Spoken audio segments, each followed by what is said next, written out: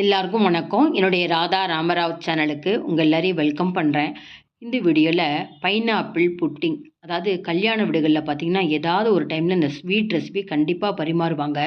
சாப்பிட்றதுக்கு பார்த்திங்கன்னா ரொம்ப சாஃப்டாக இருக்கும், அளவான ஸ்வீட் இருக்கும், பைனாப்பிள் வாசனை அப்படியே கம கம கமன்னு இருக்கும். அப்படியே 100% அந்த கல்யாண வீடுகளில் எப்படி செய்வாங்களோ அதே மாதிரி நல்ல சாஃப்டான இந்த பைனாப்பிள் கேசரி இல்லை பைனாப்பிள் புட்டிங் எப்படி செய்யலாங்கிறத பார்க்க போகிறோம். நீங்கள் வீடியோ ஸ்கிப் பண்ணாமல் பார்த்தீங்கன்னா பிகினர்ஸ் கூட ரொம்ப பர்ஃபெக்டாக இந்த பைனாப்பிள் புட்டிங் செய்யலாம். இந்த வீடியோ பார்க்குறதுக்கு முன்னாடி இது வரைக்கும் என்னோடய சேனலுக்கு சப்ஸ்கிரைப் பண்ணாத வியூவர்ஸ் உடனே சப்ஸ்கிரைப் பண்ணி எனக்கு சப்போர்ட் பண்ணுங்கள்.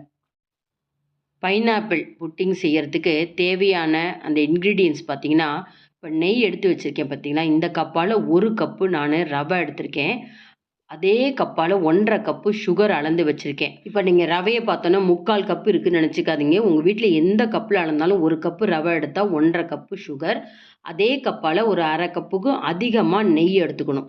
ரவை எந்த கப்பில் நம்ம எடுத்துருக்கோமோ அதே அளவு கப்பில் நமக்கு கொஞ்சம் பொடி பொடியாக பைனாப்பிளை நல்லா தோல் எடுத்துட்டு முள் இல்லாமல் நான் சின்ன சின்னதாக கட் பண்ணியிருக்கேன். ஏலக்காய் பொடி, ஃபுட் கலர் எடுத்துன்னு இருக்கேன், லைட் எல்லோ கலர், அது கொஞ்சம் முந்திரி, திராட்சை, 2-3 கிராம்பு எடுத்துட்டுருக்கேன். கிராம்பு வேண்டாம்னா ஸ்கிப் பண்ணிக்கோங்க. இப்போ இது எப்படி செய்யலாம் அப்படிங்கிறத பார்க்கலாம். முதல்ல நம்ம ஒரு பாத்திரத்தில் சுகர் சிரப்பு ரெடி பண்ணிக்கணும். சுகர் சிரப்பு அப்படின்னா ரவைக்கு தேவையான அளவுக்கு தண்ணியையும் அந்த சர்க்கரையும் கரைய விட்டுக்கணும். இப்போ 1.5 கப்பு சுகர் எடுத்து இல்லையா, அதை ஒரு பாத்திரத்தில் சேர்த்துக்கிறேன்.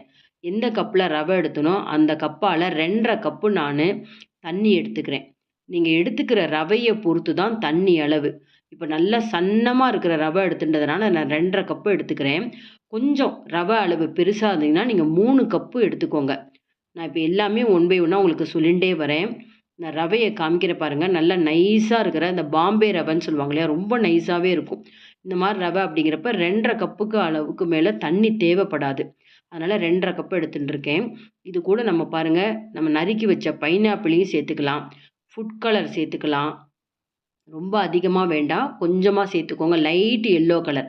நல்லா இதெல்லாம் மிக்ஸ் பண்ணிவிட்டு இப்போ நான் அடுப்பில் நல்லா கிளறிண்டே சிம் ஃப்ளேமில் வச்சுட்டேன். இது கொதிக்கிற நேரத்தில் நம்ம ரவையை வறுத்துக்கணும். இப்போ எடுத்து வச்ச அந்த 3/4 கப்பு நெய்யில் ஒரு 1/2 கப்பு நெய் சேர்த்துன்னுட்டு கொஞ்சம் பாக்கி வச்சுக்கலாம். நீங்கள் முழுக்க நெய் வேண்டாம்னா கொஞ்சம் எண்ணெய் சேர்த்துக்கலாம். இப்போ எடுத்து வச்ச அந்த ரவை 1 கப்பு ரவையை சேர்த்துட்டு கையோடையே முந்திரி, திராட்சை, அந்த கிராம்பை சேர்த்துக்கிறேன். இதில் முக்கியமாக உங்களுக்கு ஒரு டிப்ஸு சொல்ல போகிறேன். நான் இப்போ சர்க்கரை தண்ணியை தான் அதில் சேர்த்து வேக வைக்க போகிறேன். எல்லாருமே ரவையை வறுத்துட்டு இதில் கொஞ்சம் தண்ணி சேர்த்து, சரியான அளவு தண்ணி சேர்த்து வேக வச்சுட்டு அதுக்கப்புறம் சர்க்கரையை சேர்ப்பாங்க. அந்த மாதிரி சேர்க்குறப்ப நீங்கள் உப்புமாவில் ஒரு சர்க்கரை சேர்த்தா மாதிரி இருக்கும். எப்போதுமே அந்த சர்க்கரையையும் தண்ணியும் சேர்த்து நல்லா கலந்து அதை நீங்கள் வறுத்த ரவையோடு சேர்க்குறப்ப ரவா கேசரி டேஸ்ட்டு ரொம்ப நல்லாயிருக்கும். இப்போ பாருங்கள், இந்த முந்திரி திராட்சை எதுக்காக போடுறேன் அப்படின்னா, இந்த முந்திரி கொஞ்சம் நிறம் மாறும், திராட்சை அப்படியே பொரியும். எப்போ உங்களுக்கு பொரியுதோ அந்த திராட்சை, அப்போ அந்த ரவை கரெக்டாக வறுபட்டிருக்குன்னு அர்த்தம். அதுக்காக தான் நம்ம இந்த திராட்சையும் சேர்த்துட்டோம். கொஞ்சம் கொஞ்சமாக உங்களுக்கு இந்த நெய் கக்கிண்டே வருது. அதே சமயத்தில் இந்த திராட்சை பொரிஞ்சிருக்கான்னு பாருங்கள். கிட்டத்தட்ட உங்களுக்கு சிம் ஃப்ளேமில் வச்சிங்கன்னா 7 நிமிஷம் ஆகும். அந்த அளவுக்கு நீங்கள் வறுத்தீங்கன்னா தான் எத்தனை நேரம் ஆனாலும் உங்களுக்கு இந்த ரவா கேசரி நல்லா சாஃப்டாக இருக்கும். இப்போ தண்ணியும் சர்க்கரையும் நல்லா சேர்ந்து நல்லா கொதிக்க ஆரம்பிச்சிருக்கு. இப்போ லேசாக கொஞ்சம் தண்ணி தெளித்து பார்ப்போம். நல்லா திராட்சையும் புரிஞ்சிருக்கு. தண்ணி தெளிச்சோன்னா அப்படியே பொறன்னு உங்களுக்கு ஒரு மாதிரி பொங்கி வருது பார்த்தீங்களா. நல்லா நம்ம ரவையை வறுத்துருக்கோம். சிம் ஃப்ளேமில் வச்சுண்டு ஒரு பக்கம் இடுக்கியால் அந்த கொதிச்சிருக்கிற அந்த சுகர் சிரப்பை கொஞ்சம் கொஞ்சமாக சேர்த்துக்கணும். ஒரு கையால் கிளறுங்க, ஒரு கையால் அந்த தண்ணியை விடுங்க. கொதிக்கிற தண்ணி அப்படிங்கிறப்ப தெறிக்கிறதுக்கு சான்சஸ் உண்டு.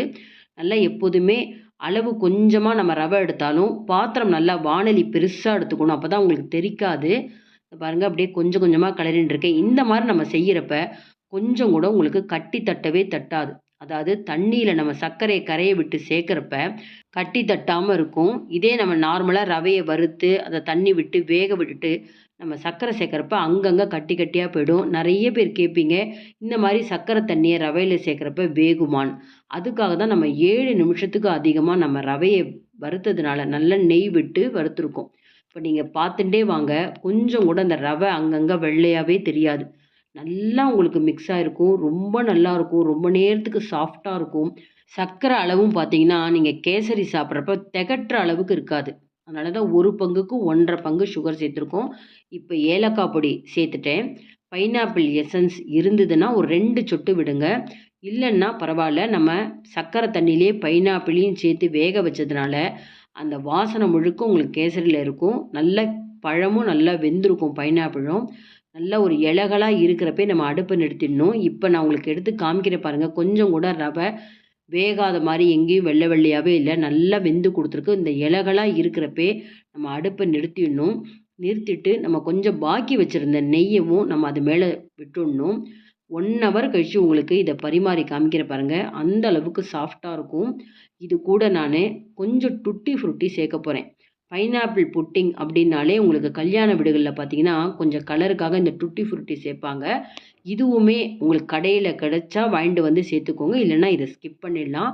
பார்க்கறதுக்கு ரொம்ப நல்லாருக்கும். இத அப்படியே செட் பண்ணிட்டு, பாருங்க 1 மணி நேரம் கழிச்சு, அந்த கரண்டில கொஞ்சம் கூட நான் நெய்யெல்லாம் அப்ளை பண்ணல. கவர் போடல.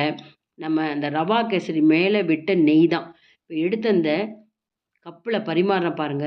கல்யாண வீடுகள்ல எப்படி செய்வாங்களோ, அதே மாரி ஒட்டாம வருது பாருங்க. இந்த கேசரி செஞ்சு கிட்டத்தட்ட 1 மணி நேரம் கழிச்சு தான் உங்களுக்கு எடுத்து காமிக்கிறேன். கல்யாண வீடுகள்ல பார்த்தீங்கன்னா, சூடு ஆறுனதுக்கப்புறம் கரண்டில ஒட்டாம இருக்கணும் அப்படி சொல்லிட்டு, கரண்டில ஒரு பிளாஸ்டிக் கவர் போட்டுட்டு, அதுக்கப்புறம் கேசரி எடுத்து பரிமாறுவாங்க. நான் அந்த மாரி எதுவுமே செய்யல. ரொம்ப சாஃப்ட்டான, திகட்டாத இந்த பைனாப்பிள் புட்டிங் பார்த்தோனே இந்த வீடியோ பார்த்தோனே நீங்களும் கடையில ஒரு 2, 3 பீஸ் பைனாப்பிள வாங்கிட்டு வந்து கூட இந்த மாரி கேசரி ட்ரை பண்ணலாம். ஆல்ரெடி பைனாப்பிள் கொஜ்ஜு எப்படி பண்ணலாங்கிறது வீடியோ போட்டிருக்கேன். லிங்க் உங்களுக்கு டிஸ்கிரிப்ஷன் பாக்ஸ்ல தரேன். அவசியம் இந்த பைனாப்பிள் புட்டிங் நீங்க ட்ரை பண்ணி பார்த்துட்டு, கமெண்ட் பாக்ஸ்ல உங்க கமெண்ட்ஸ் போடுங்க, லைக்ஸ் குடுங்க. இதுவரைக்கும் என்னோட சேனலுக்கு சப்ஸ்கிரைப் பண்ணாத வியூவர்ஸ் உடனே சப்ஸ்கிரைப் பண்ணி சப்போர்ட் பண்ணுங்க. உங்க ஃப்ரெண்ட்ஸ் அண்ட் ரிலேட்டிவ்ஸ்க்கு வீடியோவ ஷேர் பண்ணுங்க. இன்னொரு இன்ட்ரஸ்டிங்கான வீடியோஸ்ல பார்ப்போம். Thank you viewers.